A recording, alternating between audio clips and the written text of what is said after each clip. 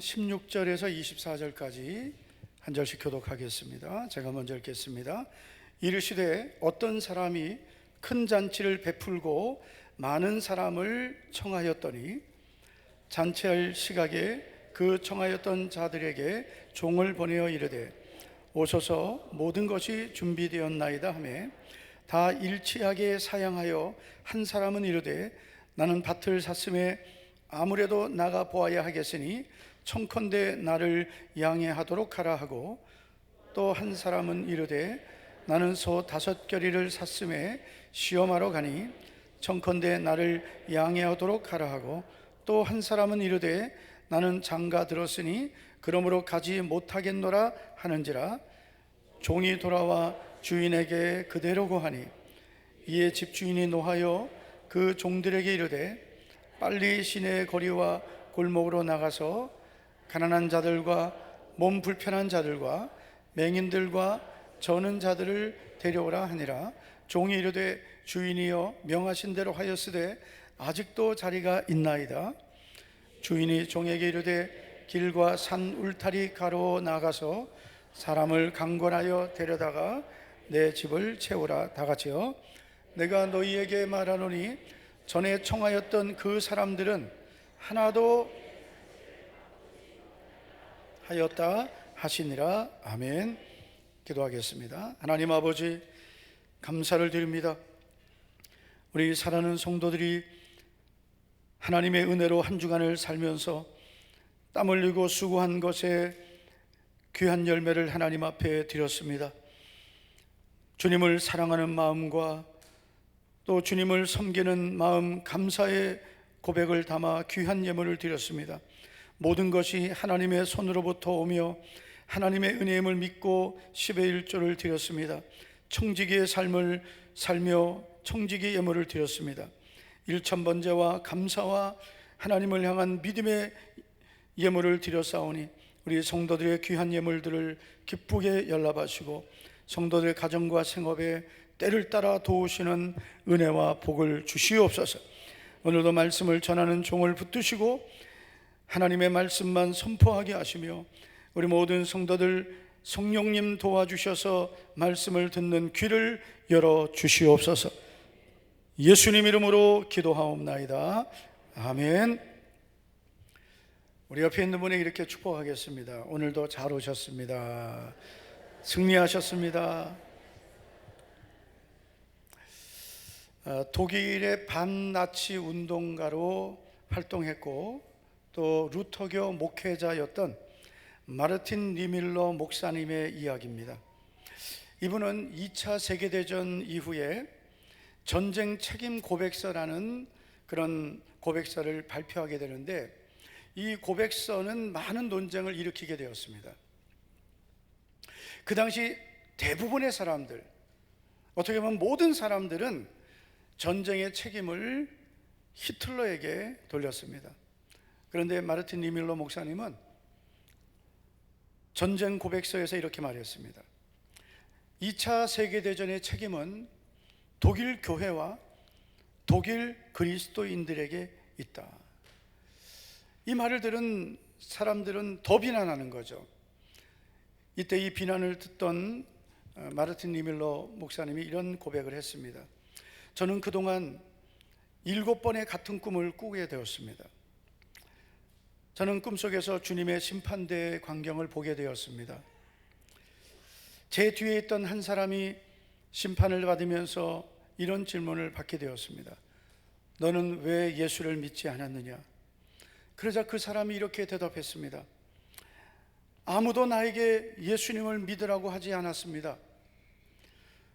그 목소리가 너무나 익숙해서 뒤를 돌아보았더니 그는 바로 히틀러였다고 합니다. 마르틴 니밀러 목사님이 이런 고백을 합니다. 이 일은 나의 삶을 완전히 바꾸게 되었습니다. 저는 히틀러가 죽기를 바랬지 그를 위해서 기도하지 않았기 때문입니다. 우리 독일의 교회와 그리스도인들은 그에게 복음을 전하지 않은 책임을 느껴야 합니다. 이런 말을 했습니다. 이 이야기는 오늘 우리에게도 많은 것을 생각하게 합니다.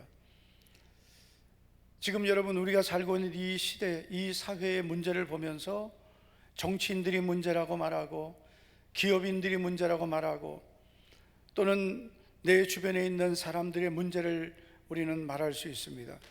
그러나 과연 우리가 우리 스스로 돌아볼 때 나는 과연 그들을 위해 기도했는지, 그들에게 복음을 전했는지를 돌아봐야 될 것입니다. 여러분, 우리 가정에 있는 여러 가지 문제들, 우리 사회에 있는 정말 말할 수 없는 많은 문제들의 책임을 예수님을 믿지 않는 그 사람들에게 또 사회에만 돌릴 것이 아니라 과연 나는 그들을 위해 기도했는지, 그들을 위해 복음을 전했는지를 돌아봐야 될 것입니다. 자, 사도 바울은 고린도전서 9장 16절에서 이런 말을 하죠. 내가 복음을 전할지라도 자랑할 것이 없음은 내가 부득불을 할 일임이라. 내가 복음을 전해도 이건 내게 자랑이 될 수 없다는 거죠. 왜냐하면 당연한 것이기 때문이라는 겁니다. 만일 복음을 전하지 않으면 내게 화가 있을 것이로다. 복음을 전하고 전하지 않는 것은 우리의 선택이 아니라는 것입니다. 이것은 우리가 당연히 해야 될 일이고, 만일 내가 복음을 전하지 않으면 나에게 화가 있게 된다고 고백했습니다. 여러분, 이렇게 한번 생각해 보셨습니까? 내가 복음을 전하지 않아서 나에게 어떤 문제가 생길 수 있다. 여러분, 그렇게 생각합니다. 만약에 우리 가정이 다 복음화가 되었다면, 우리 가정이 다 예수님을 믿는 그런 가족이 되었다면 지금 우리 가정에 있는 문제 중에 없어질 문제도 있을 것입니다. 만약에 내 주변에 있는 사람들이 예수님을 나를 통해 복음을 듣고 믿었다면 내 주변에 생기지 않을 문제들이 분명히 있을 것입니다. 만약에 히틀러가 예수님 믿었다면 어떻게 되었을까요? 히틀러가 예수님을 믿었다면, 그리고 변화된 그리스도인이 되었다면 그런 전쟁을 일으키지 않았을 것이고, 오히려 그 독일이라는 나라를 하나님의 나라로 만들었을 수도 있습니다. 여러분, 김정일이가 주일학교를 다녔다는 사실을 알고 계십니까? 그는 어렸을 때 주일학교를 다녔습니다. 그의 어머니 이름이 성은 생각이 안 나는데 반석이었습니다. 어머니 이름이 반석이었습니다. 김일성은 주일학교를 다녔습니다. 그런데 그가 어떻게 공산주의에 빠지고 그리고 이 민족을 이렇게 고통스럽게 하는 주인공이 되었습니까? 주일학교 어린아이 하나하나가 너무나 중요한 것입니다. 어렸을 때 분명하게 복음을 듣고 예수님을 만나고 하나님의 사람으로 자라면 하나님의 나라의 일꾼이 될 수도 있고, 교회만 다니고 복음이 없이 신앙생활하면, 잘못된 사상이 들어가면 그런 공산주의자도 될 수 있는 것입니다. 여러분, 우리가 오늘 이렇게 예수님 앞에 믿음으로 나온 것은 너무나 귀한 일이고 잘하는 것입니다. 하나님이 기뻐하실 것입니다. 그러나 만일 나만 예수님 잘 믿고 나만 구원받고 나만 예배를 드리는 것으로 만족하고 내 주변에 있는 사람들에게 예수님을 전하지 않는다면 오늘 나는 주님이 주신 지상명령, 최고의 명령, 그 주님의 말씀에 불순종하고 있는 것입니다. 그래서 우리가 하나님의 말씀에 나도 모르게 불순종하는 거죠. 나는 믿음으로 산다고 생각하고 나는 하나님 말씀대로 산다고 그렇게 생각하고 신앙생활 했는데 주님이 말씀하신 가장 중요한 명령을 외면하고 산 거죠. 주일도 지키고 기도생활도 하고 11조 헌물도 드리고 주일도 하고 할 거 다 했는데 가장 중요한 걸 안 한 거예요. 그게 무엇입니까? 예수님은 잃어버린 자를 찾아 구원하러 오셨습니다. 아멘을 한 명도 안 하시는군요. 예수님은 잃어버린 자를 찾아 구원하러 오셨습니다. 주님이 교회를 세우신 이유는 우리를 통해 또 잃어버린 영혼을 찾으라는 것입니다. 교회는 예수님의 몸입니다. 그러므로 예수님이 하셨던 일을 해야 교회입니다. 예수님이 하셨던 일이 뭐라고요? 잃어버린 자를 찾아 구원하신 일입니다. 그러면 주님의 몸인 교회가 잃어버린 영혼을 찾는 것은 너무나 당연한 것입니다. 그런데 이 시대의 교회는 어떻게 되었습니까? 우리끼리 모여서 예배드리고, 우리끼리 모여서 기도하고, 우리끼리 모여서 맛있는 거 먹고, 우리끼리 모여서 벚꽃놀이 가고, 우리끼리 모여서 밥 먹으러 가고. 너무 무서워, 장로님들 표정이. 입꼬리가 자꾸 내려가는 건 나이가 먹었다는 거예요. 얼굴 근육이 다 없어졌어, 웃는 근육이. 우리끼리 모여서 단풍놀이 가고. 여러분, 우리끼리 즐거운 교회만 되는 것이 좋은 교회가 아니고요, 주님이 기뻐하시는 교회, 주님이 원하시는 것을 하는 교회, 잃어버린 영혼이 날마다 돌아오는 교회, 구원받는 자의 수가 더해가고 제자의 수가 더해가고. 할렐루야. 이 시대의 교회가 어떻게 돼버렸습니까? 한번 여러분 주변에 있는 아는 교회들 한번 잘 돌아보세요. 여러분, 그런 여러분 주변에 있는 교회들이 어떤 교회가 되었습니까? 정말 주님이 주신 지상명령, 최고의 명령, 유언처럼 남겨주신 주님의 그 명령을 순종하기 위해서 최선을 다하는 교회들이 얼마나 될까요? 물론 우리 교회도 1부 예배 때 새가족 1명 등록했습니다. 2부 예배 때는 없습니다. 저는 그렇게 생각해요. 우리가 드리는 예배에 새가족이 없다는 것은 실패한 예배일 수 있다. 왜 그렇습니까? 여러분, 죄인 한 사람이 회개하고 돌아오면 하늘에서는 회개할 것 없는 의인 99사람으로 인하여 기뻐하는 것보다 더 기뻐하신다. 하나님은 의인 99명이 모여서 예배 드리는 것보다 그 예배에 죄인 한 사람이 복음을 듣고 돌아와 회개하는 것, 그걸 더 기뻐하신다 그랬어요. 여러분, 우리의 믿음이 내가 만족한 믿음이 되면 안 되고요, 하나님이 기뻐하시는, 만족하시는 예배가 되고 믿음이 되어야 될 줄로 믿습니다. 그런데 왜 이런 주님이 주신 너무나 중요한 이 말씀을 왜 잃어버렸을까요? 왜 이 시대의 교회가 주님이 그렇게 당부하신 말씀, 마가복음 16장 15절 보면 너희는 온 천하에 다니며 만민에게 복음을 전파하라. 이게 예수님의 마지막 말씀이거든요. 온 천하에 다니며 만민에게 복음을 전파하라. 너희는 가서 모든 민족을 제자로 삼아 아버지와 아들과 성령의 이름으로 세례를 베풀고 내가 너에게 분부한 모든 것을 가르쳐 지키게 하라. 볼지어다 내가 세상 끝날까지 너희와 항상 함께 있으리라. 자, 이건 마태복음 28장 19절 20절입니다. 마지막 주님이 주신 유언같이 남기신 말씀입니다. 사도행전 1장 8절을 보면 성령이 임하시면 권능을 받고 예루살렘 온 유대 사마리아 땅끝까지 이르러 내 증인이 되리라. 예루살렘은 가까운 곳입니다. 내가 있는 곳, 우리 가정, 온 유대, 우리 이웃, 사마리아, 소외된 사람들, 땅끝, 온 천하입니다. 온 세계입니다. 그래서 예수님 믿고 구원받은 성도는 가장 가까운 사람부터 우리 가정, 우리 이웃, 친구, 우리 주변에 있는 영혼들, 그리고 내가 알지는 못해도 멀리 있는 영혼들, 선교지에 있는 영혼들까지 우리가 품고 기도하고 복음을 전해야 되는 것이 구원받은 자의 사명이고 교회의 본질적인 사명입니다. 그래서 주님이 주신 이 가장 중요한 말씀을 순종하지 않기 때문에 생기는 많은 문제들이 있습니다. 나에게 왜 이런 문제가 생기는 줄도 모르는 거죠.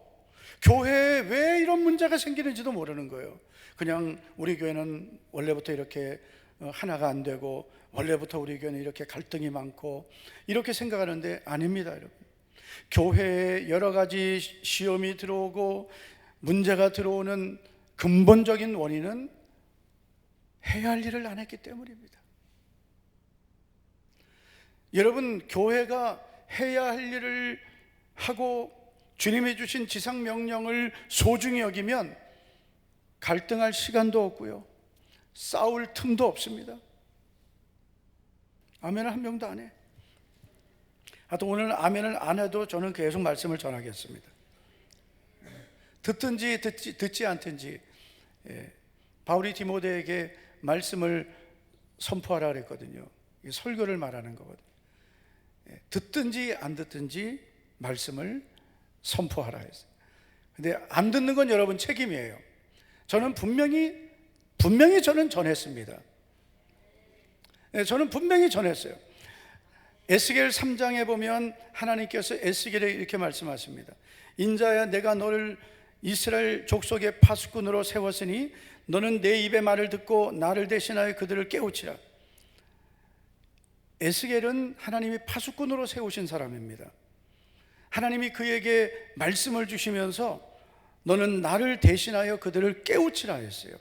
잠든 영혼들, 하나님의 말씀을 떠나고 불순종하고 믿음을 떠나고 곧 멸망할, 여러분 이미 나라를 잃어버리고 더 이상은 이제 망할 바닥도 없이 망해버린 그 이스라엘 족속을 향해서 외치고 깨우치라 했습니다.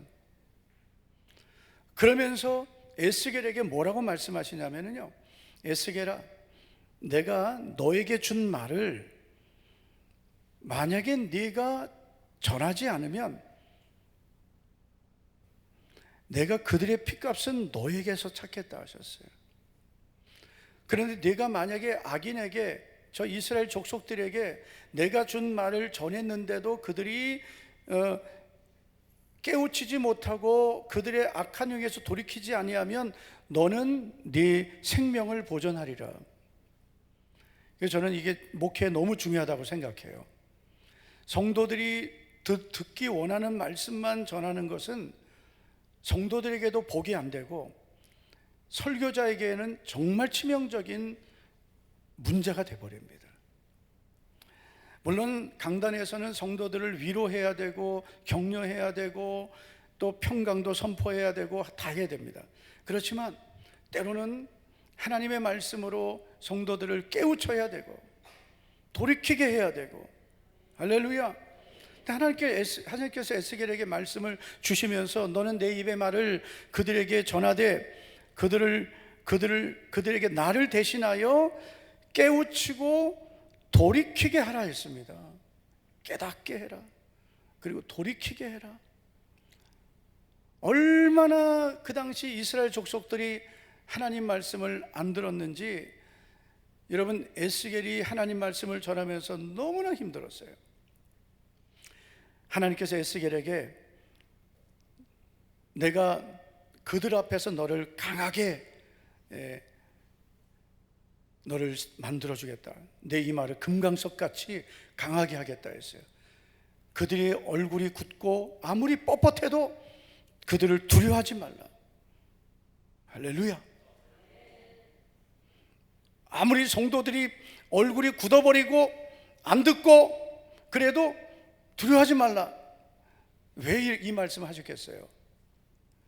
하나님이 에스겔에게 왜 이런 말씀을 하셨겠습니까? 그 이유는 에스겔이 하나님의 말씀을 받아서 말씀을 전하지만 그 말씀을 전하기에는 너무나 그 말씀을 받는 이스라엘 족속들이 강팍했던 거예요. 그래도 전하고 깨우치고 돌이키게 하라는 거예요. 우리가 여러분 복음을 전하는 것은 이런 거예요. 내 주변에 있는 가족과 이웃에게 복음을 전하는 것은 마치 듣기 싫어하는 사람들에게 들어야 될 말을 하는 것과 똑같은 겁니다. 그래서 전도하다 보면 뭐 듣지도 않는데 해야 되나? 이런 마음이 생길 때가 있어요. 그런데 하나님 뭐라 하셨어요? 내가 만약에 그 사람에게 내 말을 전하지 않아서 그 사람이 그 죄악 중에서 죽으면 내가 그의 핏값을 내 손에서 찾을 것이다. 그 사람의 책임은 너다. 그런데 내가 만일 그 악인을 깨우쳤어요. 19절에. 그래서 그가 그 악한 마음과 악한 행위를 돌이키지 않으면 그는 죄악 중에서 죽지만 너는 내 생명은 지키게 될 것이다. 전하지 않으면 그 사람의 핏값은 너에게 찾을 것이고 네가 전하면 그 사람의 핏값은 너에게 있지 않는다 하는 것입니다. 그래서 여러분, 내 주변에 있는 모든 사람들의 생명에 대한 책임은 나에게 있는 것입니다. 그러니까 여러분, 바울이 복음을 전하지 않으면 내게 화가 있을 것이라고 말하는 거예요. 예수님을 평생 믿으면서 한 번도 내가 믿는 예수님을 누군가에게 전하지 않았다면 정말 나에게 구원의 확신이 있는 것일까? 정말 내가 예수님을 믿는 믿음의 그 고백과 감사가 있을까요? 있다면 내가 믿는 예수님을 말하고 싶지 않을까요? 나를 구원하시기 위해 십자가에서 피 흘려 죽으시고 부활하신 그 주님을 말하고 싶지 않을까요? 만약에 안 한다면 1차적으로 나에게는 구원의 확신과 감사가 없을 수 있고, 또 하나, 내가 그런 믿음이 있어도 복음을 전할 때 받아들이는 사람보다 받아들이지 않는 사람이 많을 수 있습니다. 그러다 보면 복음을 전한 그 일이 두려워지고 부담스러워지는 것입니다. 그러나 그렇다고 해서 우리 가족에게 복음을 전하지 않거나 우리 이웃에게 복음을 전하지 않으면 그 사람은 그 죄악 중에 그 죄를 짊어지고 멸망할 것이고 그 핏값은 내가 지는 것입니다. 그래서 예수님을 믿고 구원받은 성도가 복음을 전하지 않으면 화가 있게 되는 거예요. 고통이 있게 되는 거예요. 예수님을 믿는 성도들이 모인 교회가 본질적인 사명인 영혼 구원을 외면하고 그 교회가 있다면 그 교회는 계속 문제가 생길 수 있는 거예요. 사도행전 2장에 보면 초대교회가 성령을 받고 그들이 성령 충만 받죠. 큰 은혜가 임했습니다. 교회의 표적과 기사가 나타났습니다. 그러나 여러분, 성령이 임하면 권능을 받고 예루살렘 온 유대 사마리아 땅끝까지 내 증인이 되리라 하셨거든요. 그들이 성령을 받았으면 그렇게 돼야 되는 거예요. 그런데 왜 안 됐느냐? 그들이 갖고 있는 고정관념이에요. 어떤 고정관념이냐면 이방인들은 하나님이 구원하시지 않는다라는 고정관념이에요. 베드로도 이런 고정관념을 갖고 있었습니다. 그래서 이방인들과 교제하는 것을 피하고, 그리고 고넬료의 가정에 초대받았을 때도 유대인들을 두려워했습니다. 그 정도로 예루살렘 교회는 그런 고정관념에 딱 사로잡혀 있는 거예요. 교회가 하나님의 말씀에 의해서 움직여야 되는데, 성령님의 인도를 받아야 되는데 전통과 고정관념에 딱 틀에 잡혀 있어서 하나님이 아무리 은혜를 주셔도 그 틀을 벗어나지 못하는 거예요. 그 교회는 어떻게 되었습니까?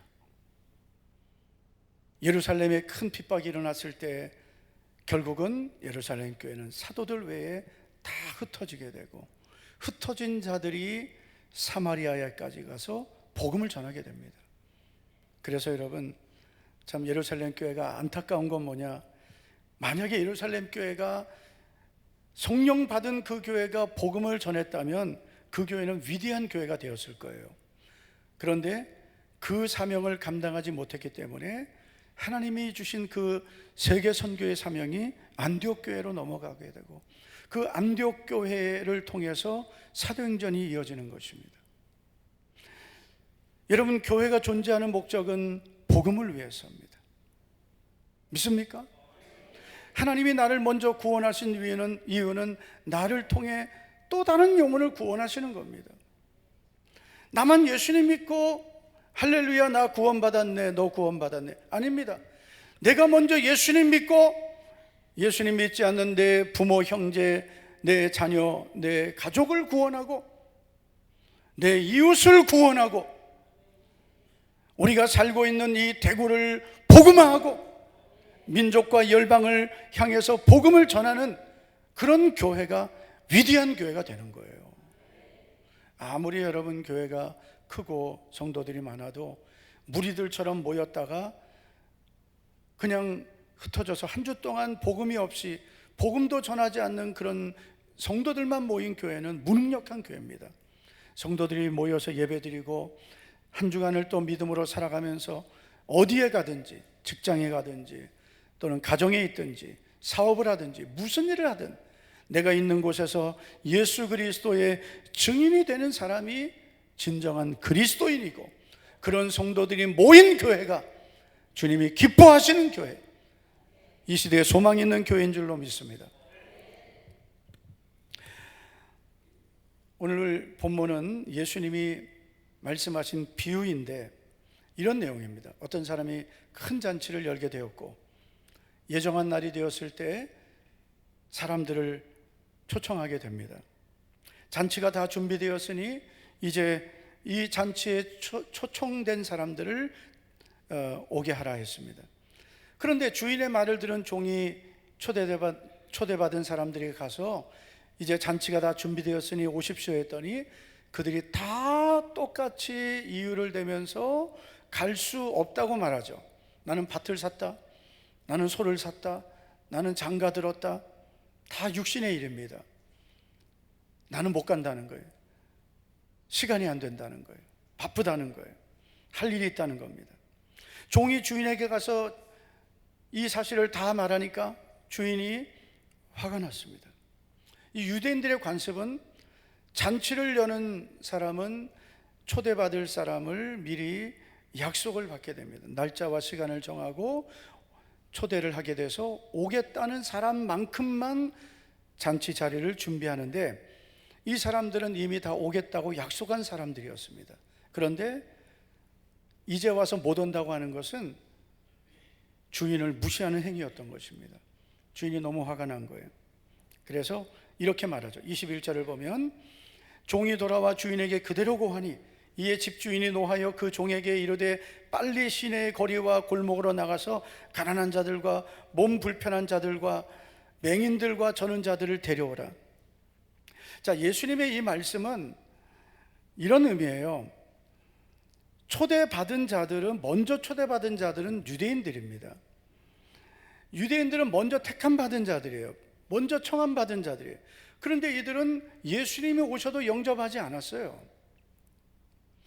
그래서 예수님은 누구를 말하냐면 가난한 자, 몸 불편한 자, 맹인들, 전원자들, 그 당시에 버림받고 소외된 자들, 그런 사람들이 예수님 주변에 있었습니다. 유대인들이 복음을 받아들이지 않은 것은 그것은 그들이 교만했기 때문이거든요. 하나님을 섬긴다면서도 하나님의 아들을 영접하지 않았어요. 저는 사실 이 말씀을 보면서 그런 생각을 했어요. 우리가 먼저 예수님 믿는 것은 너무나 복이지만 위험할 수도 있다. 무엇이 위험하냐면 우리가 먼저 이렇게 초대를 받아서 우리가 이렇게 주회전에 나와 있는데, 그런데 우리가 신앙생활하면서 나도 모르게 이런 유대인들처럼 주님의 말씀을 무시하고 주님의 말씀을 불순종한다면 우리는 영원한 천국 잔치에 우리는 초대받을 수가 없는 거예요. 우리가 이렇게 하나님 앞에 나올 수 있는 것은 하나님의 특별한 은혜인 줄 믿습니다. 하나님이 먼저 날 이렇게 부르셨어요. 그러면 이제부터 우리는 주님 앞에 서는 날까지 말씀대로 믿음으로 살아야 되는데, 이 유대인들이 하나님의 말씀을 먼저 받았지만 그 말씀을 불순종하고 그 말씀을 거역하고, 그래서 그 하나님의 은혜가 어디로 갑니까? 이방인에게로 다 가버리는 거예요. 우리가 먼저 예수님을 믿고 은혜 받았으면 그 먼저 믿는 우리들이 먼저 열매 맺고 먼저 순종해야 되는데, 우리가 이 믿음을 지키지 못하면 나중된 자들이 먼저 되듯이 나중에 예수님 믿은 분들이 나보다 더 인정받고, 나중에 예수님 분들이 나보다 먼저 일꾼되고, 나보다 늦게 믿은 분들이 나보다 더 충성된 사람이 되는 거예요. 이게 교회에 이런 문제가 너무 많습니다. 오래 예수 믿은 분들이 더 잘 믿고 잘 순종하고 하나님 앞에 믿음으로 사는 게 아니라 이게 묵은 땅이 돼가지고요, 묵은 땅에는 아무것도 안 되거든요. 말씀을 들어도 안 들어가고 말씀이 들어가도 잘하지 못하는 거예요. 그런데 이제 막 예수님 믿은 분들은 막 심령이 회복되고 기경돼서 하나님 말씀을 사모하고 말씀을 먹고 막 은혜를 받으니까, 그러니까 어떻게 돼요? 나중된 자들이 먼저 돼 버리는 거예요. 그래서 예수님이 먼저 된 자가 나중되고 나중된 자가 먼저 될 일이 많다는 것은 예수님 당시에 그 유대인들에게만 해당되는 게 아니고요, 오늘 우리도 똑같을 수 있다. 저도 이제 우리 부교육자들도 있고 또 우리 후배들도 많이 있습니다. 보면서 그런 생각 들 때가 있어요. 목회를 저도 20년 넘게 하면서 과연 나는 처음의 순수함을 과연 잘 지키고 있을까? 만약에 그 순수함을 잃어버리고 있다면 목회는 해도 하나님이 안 쓰시는 목사가 되는 거예요. 그러니까 목회는 하는 거예요. 그냥 설교도 하고 기도회도 인도하고 뭐 목회 여러 가지 하지만 하나님이 안 쓰시는 거예요. 그 안 쓰시는 증거가 뭐냐? 열매가 없는 거예요. 여러분, 목회의 열매는 하나님이 주시는 거거든요. 내가 노력하고 열심히 해서만 되는 게 아닙니다. 하나님이 기뻐하시면 주시는 게 열매거든요. 우리가 예수님을 오래 믿은 것은 복인데, 그러나 오래 믿으면서 이런 청함을 받았지만 불순종하는 이 사람들처럼 먼저 하나님이 우리를 먼저 택해 주셨고 교회로 불러주셨지만 우리가 불순종한다면 결국은 여러분, 이 복은 다른 사람들에게 간다는 거예요. 결국 어떻게 됩니까? 주인이 보낸 종이 돌아와서 또 말하죠. 22절 보면 주인이여 명하신 대로 하였으되 아직도 자리가 있나이다. 그랬더니 주인이 이렇게 말합니다. 길과 산울타리로 가로 나가서 사람을 강권하여 데려다가 내 집을 채워라. 내가 너에게 말하노니 전에 청하였던 그 사람들은 하나도 내 잔치를 맛보지 못하리라. 전에 청함을 받았던 사람들은 스스로 거절했기 때문에 하나도 잔치에 못 들어오고, 그러나 나중이라도 잔치에 청함을 받아 강권하여서라도 데리고 올 때 따라온 사람들은 이 잔치를 맛보게 된다는 거예요. 이건 천국 잔치를 말하는 거예요. 영원한 천국 잔치에는 먼저 청함을 받았어도 거절하는 사람들이 있고, 나중에 억지로라도 부를 때 와서 그 잔치에 참여하는 사람들이 있는 거예요. 너무 수준 높은 설교라 이해를 못 하시는군요. 예. 우리가 오늘 이렇게 교회에 와 있다고 해서 여러분, 이것이 우리의 구원을 100% 보장하지 못한다. 이 자리에 있으면서 예수님을 정말 나의 구주로 분명히 믿고 나는 죄인이며 하나님의 은혜가 아니면 구원의 소망이 없는 자입니다. 나 같은 죄인을 위해 예수 그리스도께서 모든 죄를 짊어지시고 십자가에서 죽으시고 성경대로 사흘 만에 살아나셨습니다. 죽으시고 부활하신 예수님을 나의 구주로 믿습니다. 이 분명한 믿음을 가진 성도가 구원받는 성도인데요, 이 믿음을 갖고 있다면 부족해도 말씀대로 살려고 하고, 넘어져도 또 주님을 의지하고 일어나고, 주님이 주신 지상명령 영혼 구원을 부족해도 하려고 해야, 몰라서 못할 때는 어쩔 수 없지만 이제는 알았잖아요. 이제는 말씀을 들었잖아요. 그런데 이게 지금까지 신앙생활이 습관이 돼가지고 내가 하고 싶은 것만 하려고 하는 거예요. 성도들이 내가 하기 편하고 하고 싶은 것만 하고 부담되는 건 안 하려고 하는 거예요. 여러분, 교회 와서 은혜만 받는다고 되는 게 아닙니다. 여러분, 은혜 받는 게 뭐예요? 하나님 말씀으로 깨닫게 하시고 또 성령의 위로와 기쁨을 주시는 게 은혜예요. 그러면 여러분, 우리가 교회 와서 은혜만 받고 위로만 받고 평안만 누리고 교회 오니까 기쁘고 이것만 끝나면, 이렇게만 끝나면 안 돼요. 때로는 주님이 주시는 말씀을 듣고 그 말씀이 내게 십자가지만 그 십자가를 지겠습니다. 이 사람이 진짜 은혜를 아는 사람이에요. 예수님이 겟세마네에서 기도하실 때 아버지여 할만하시거든 이 잔을 내게서 옮겨달라고 기도했습니다. 그러나 주님의 기도의 결론은 무엇입니까? 그러나 나의 원대로 마시고 아버지의 원대로 되기를 원합니다. 여러분, 우리는 이 기도를 해야 되는 거죠.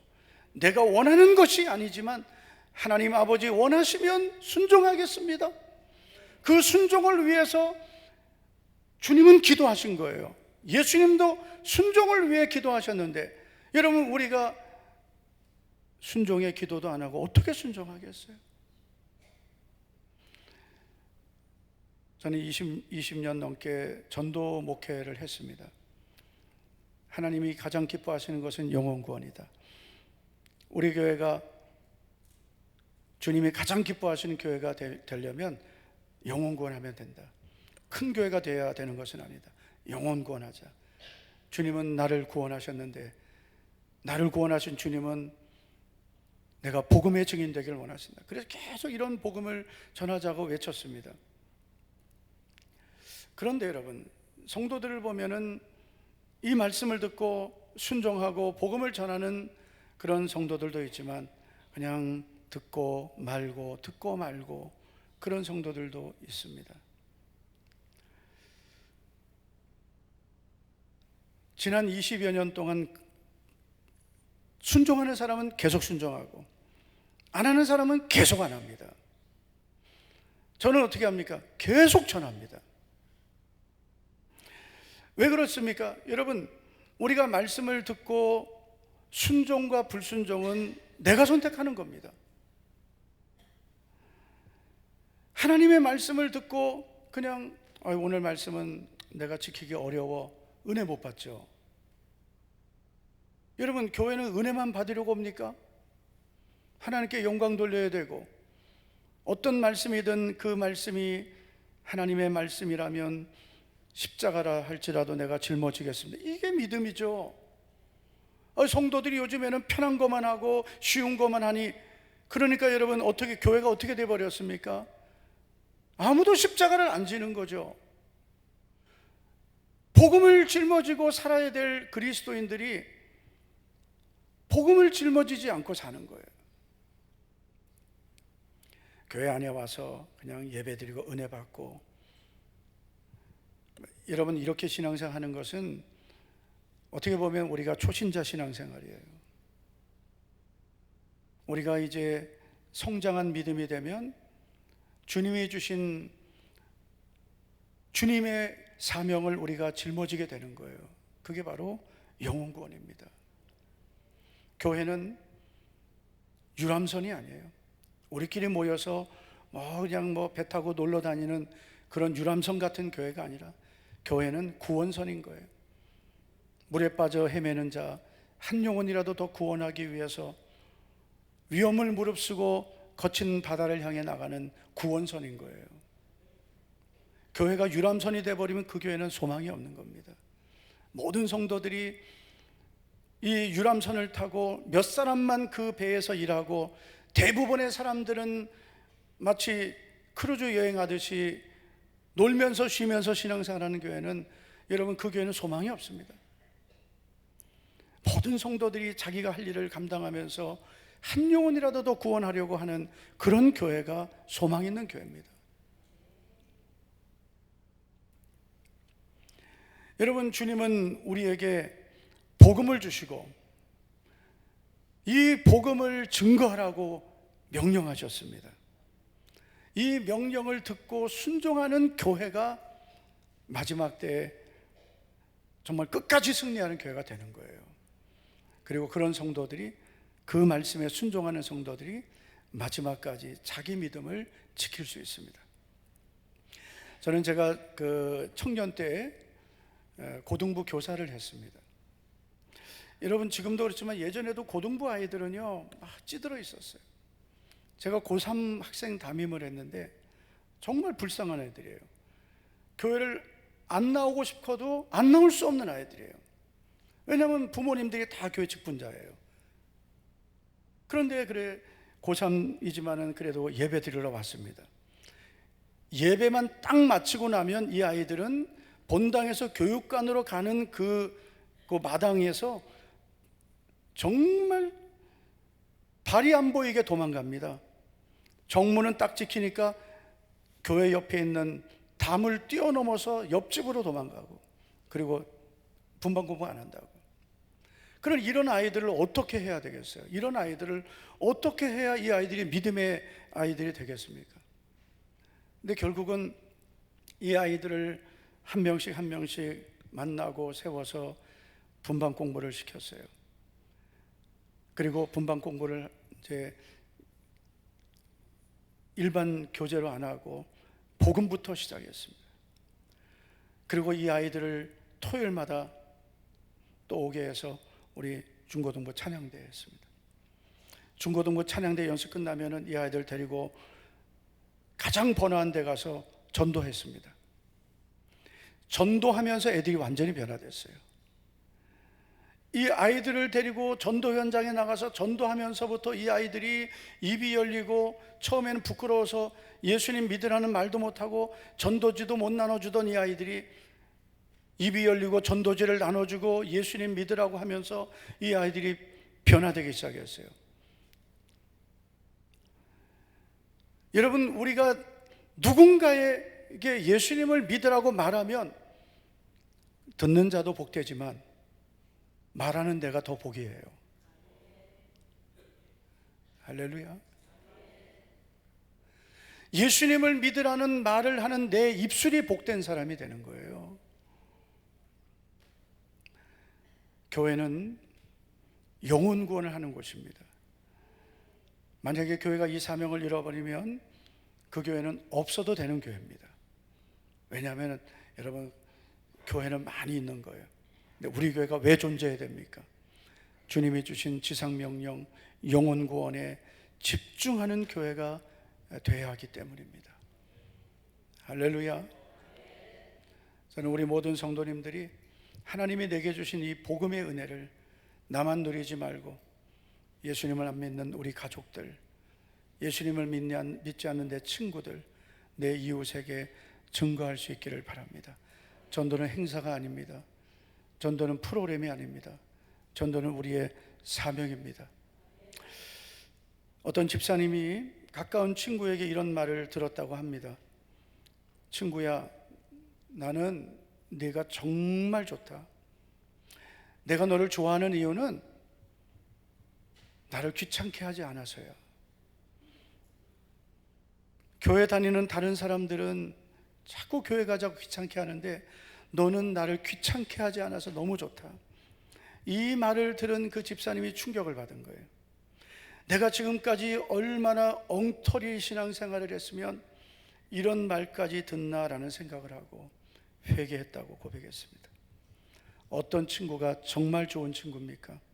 나는 교회 다니지만 귀찮게 하지 않는 친구가 좋은 친구일까요? 어떤 가족이 좋은 가족입니까? 귀찮게 하지 않는 가족일까요? 제가 얼마 전에 어느 그 방송을 봤는데, 아빠하고 나하고라는 방송인데요, 제가 방송을 보고 운 건 처음이에요. 이 아빠가 몸이 안 좋은데 맨날 그 아빠가 이제 그 안 좋은 것만 드시는 거예요. 그러니까 이 딸이 그 아빠가 자꾸 술을 마시니까 술병을 그냥 다 찾아가지고 트렁크에 싣고, 그리고 그 아빠를 모시고 병원에 가고, 그 모습을 보면서 참 딸이 있어야 되는구나, 그러면서 이런 생각했어요. 진정한 효도는 무엇일까? 아빠가 이렇게 술을 좋아하니까 뭐 드시게 놔두자, 그건 아니죠.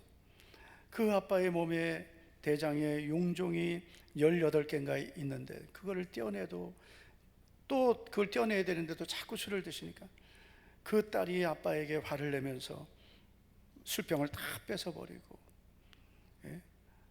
아빠 마시면 안 된다 그러고. 전 그걸 보면서요, 참 우리가 부모님들에게 할 수 있는 가장 귀한 효도는 그 아버지 어머니의 영혼이 예수님 믿게 하는 것입니다. 건강도 신경 쓰고 다 해야 되겠죠. 그러나 더 중요한 것은 구원받게 하는 것입니다. 내 자녀들 가장 사랑하는 방법은 예수님 믿게 하는 것입니다. 하나님의 은혜로 살게 하는 것입니다. 내 주변에 있는 친구들을 내가 가장 사랑하는 것은 예수님을 전하는 것입니다. 복음을 증거하는 것입니다. 하나님 앞에 강권하여 데려오는 것입니다. 그래서 주님의 집을 채우라 하신 말씀대로 강권해서 설득하고 권면하고 이끌고 주님 앞에 나오는 것이 그 영혼을 정말 사랑하는 것입니다. 저는 우리 모든 성도님들이 이런 증인들이 되시기를 축복합니다. 이번 VIP 초청주일에 우리 다 종들이 되어서 주인의 말씀대로 순종했던 종처럼 또다시 순종하고 또다시 순종하고 강권하여 데려오는 증인이 되기를 축원합니다.